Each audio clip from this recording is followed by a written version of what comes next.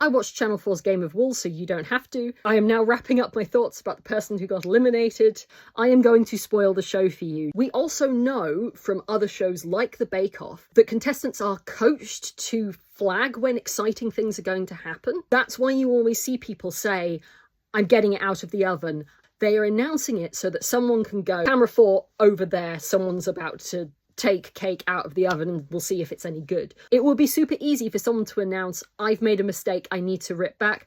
Camera on them as they pull the needles out and start ripping the yarn apart. So here's my theory. I don't think they have enough cameras all of the time. I don't know if this is budget saving. I don't know if they just didn't think they needed more than 1 or 2 cameras, but I genuinely don't think they have that footage, and that's why they had to make it about the steaking, because that was the bit they were able to capture on film. So, did someone have to go home? Yes.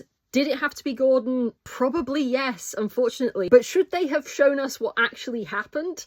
Yeah, they should. And then the final thing I want to touch on is that people have found out that the contestants are currently under NDAs, so they can't talk to the press or social media about what happened on the show until either they are eliminated or the show ends. A couple of people have been very quick to ascribe sinister motivations to this.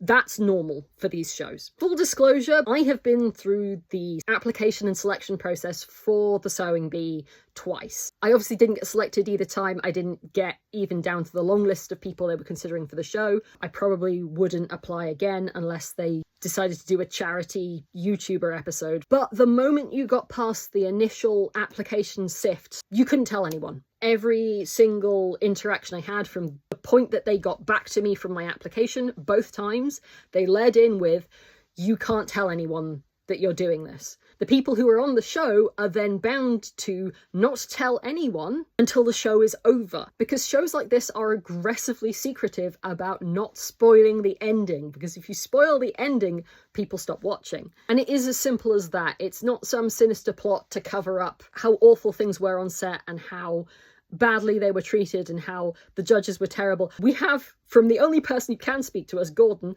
confirmation that the judges were lovely and super knowledgeable, and for some reason they edited all of that out. But it's just standard TV practice to not let you say anything in case you accidentally say something that becomes a headline. So I get why people are twitchy, but that's normal for a given value of normal. Anyway, want to hear about how I would do the show if I was doing the show? I'm going to get to that bit next. Actually, next this time. I'm sorry this has turned into such an epic.